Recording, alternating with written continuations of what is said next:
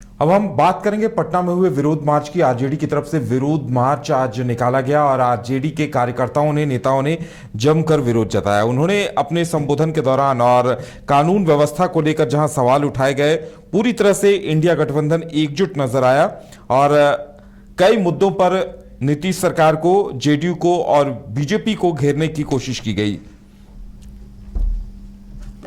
तो प्रतिरोध मार्च में कई भारी संख्या में कार्यकर्ता और नेता भी आज जुटे और जोरदार विरोध दर्ज कराया गया। इंडिया ब्लॉक ने प्रतिरोध मार्च के दौरान इनकम टैक्स चौराहे पर पुलिस प्रशासन की तरफ से किए गए बैरिकेडिंग को भी तोड़ दिया और वहां से मार्च को आगे निकाला।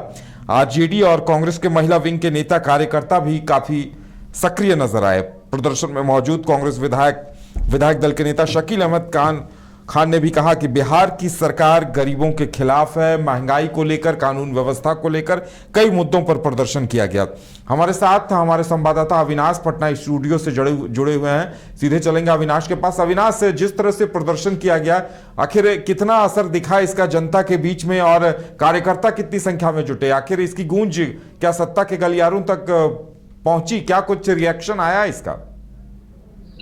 बिल्कुल, देखिए उदय, और सत्ता के गलियारों तक इसकी गूंज जो है जरूर पहुंचे, क्योंकि देखिए जिस तरीके से कानून व्यवस्था को लेकर लगातार बिहार में सवाल खड़े हो रहे हैं और आपने देखा होगा कि बिहार में पिछले महीने या 2 महीने के भीतर क्राइम का जो और अपराध का जो है वो केसेस काफी ज्यादा है। यही वजह है कि कल सीएम नीतीश कुमार ने पुलिस अधिकारियों के साथ अहम बैठक की थी और ये हाई लेवल मीटिंग हुई थी नीतीश कुमार के साथ, और नीतीश कुमार ने कानून व्यवस्था को लेकर सभी पुलिस अधिकारियों से बात की। और देखिए, इंडिया ब्लॉक ने पहले ही, आज से 3 दिन पहले ही ये निर्णय लिया था जब इंडिया गठबंधन की मीटिंग हुई थी आरजेडी के प्रदेश कार्यालय में कि प्रतिरोध मार्च होगी, और ये प्रतिरोध मार्च काफी बड़े स्तर पर किया गया। काफी बड़े संख्या में जो इंडिया गठबंधन, इंडिया ब्लॉक के जो घटक दल, सहयोगी दल हैं, चाहे वो राजद क्योंकि सबसे बड़ी पार्टी है, उसके बाद कांग्रेस, सीपीआई, एमएल, लेफ्ट, सभी के जो नेता कार्यकर्ता इस प्रतिरोध मार्च में थे और काफी आक्रोशित भी थे। और इनकम टैक्स चौराहे पर पुलिस प्रशासन द्वारा बैरिकेडिंग कर दिया गया था कि इस उग्र प्रदर्शन को यहीं रोक लिया जाए, लेकिन उस प्रदर्शन को वहां पुलिस प्रशासन रोकने में सक्षम नहीं रही। कांग्रेस और सभी जो वाम दल के नेता हैं, आरजेडी के जो कार्यकर्ता हैं, वो सभी लोगों ने मिलकर इनकम टैक्स गोलंबर पर उस बैरिकेडिंग को तोड़ दिया। उस बैरिकेडिंग को पार करके सीधे इनकम टैक्स जो प्रतिरोध मार्च वो डाक बंगले चौराहे तक चले गए। फिर वहां से हिंदी भवन, जहां उन्होंने कलेक्टर को ज्ञापन सौंपा, और ये जो आज प्रतिरोध मार्च था वो कई जिलों में किया गया। और यही वजह है कि इंडिया गठबंधन की तरफ से ये जो प्रतिरोध मार्च था वो सरकार को कहीं ना कहीं आईना दिखाने के लिए था। और यही देखिए, कांग्रेस के दिग्गज नेता, आरजेडी के बड़े नेता सभी मौजूद थे और उन्होंने कहा कि इस गूंगी बहरी सरकार को आईना दिखाना है। नीतीश कुमार से बिहार की सिस्टम नहीं चल रहे हैं। 4-5 जो अधिकारी। अविनाश, इस विरोध प्रदर्शन को लेकर सत्ता पक्ष की तरफ से, बीजेपी, जेडीयू की तरफ से कोई रिएक्शन आया क्या?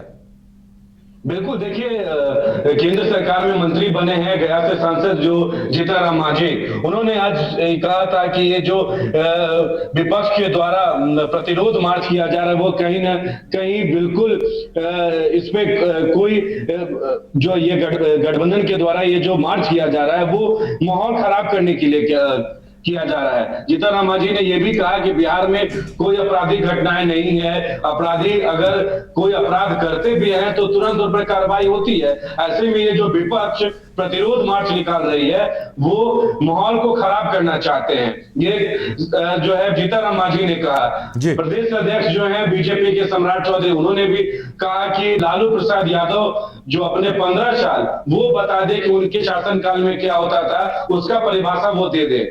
और आज बिहार में अगर कुछ होता भी है, छोटी छिटपुट घटनाएं होती भी है तो उस पर तुरंत कार्रवाई होती है। लेकिन ये भी, इस बात को भी कोई इनकार नहीं कर सकता है कि इधर बिहार में क्राइम के ग्राफ बढ़े हैं और एक दिन में 3-3 ट्रिपल मर्डर केस सामने आते हैं सारण से, कई जगहों से।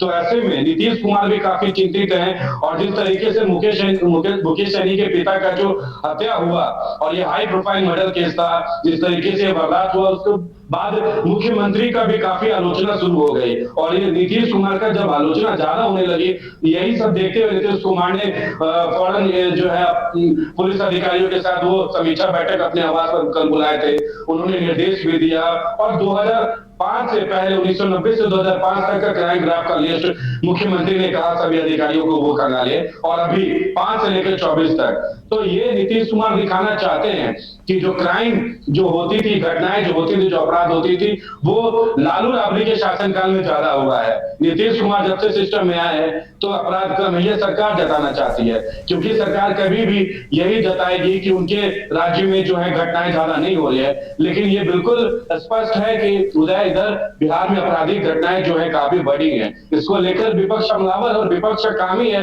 कि सरकार के अगर गलत काम होता है राज्य में तो जनता की आवाज बनना, क्योंकि संवैधानिक पद पर भी विपक्ष के नेता भी होते हैं। ऐसे में तेजस्वी यादव भी लगातार बुलेटिन जारी करते रहते हैं और हर दिन जो घटनाएं घटती हैं क्राइम को लेकर वो उसका वीडियो बुलेटिन जारी करते हैं। लेकिन जिस तरीके से आज प्रतिरोध मार्च किया गया उसको लेकर जनता में भी एक मैसेज गया है कि इंडिया ब्लॉक के जो लोग हैं, जो उनके घटक दल हैं, सहयोगी दल हैं, वो कहीं ना कहीं मजबूती से सड़क पर उतरे हैं। और ये भी कहा गया है कि आने वाले जब मानसून सत्र की शुरुआत होगी आज से 2 दिन बाद, तो उस मानसून सत्र में भी जो है विपक्ष पूरी बुलंदी से इंडिया जो बिहार में कानून व्यवस्था को लेकर सरकार की कान तक ये खबर और ये आवाजें उठाएंगी। अब देखना होगा कि किस तरीके से जब सत्र का शुरुआत होता है और आज जिस तरीके से इंडिया गठबंधन के द्वारा ये प्रतिरोध मार्च किया गया, तो सत्र में किन किन मुद्दों पर सरकार का घेराव विपक्ष करती है और सरकार इसको कैसे टैकल करती है और सरकार इस पर कैसे विपक्ष का जवाब देती है। उदय,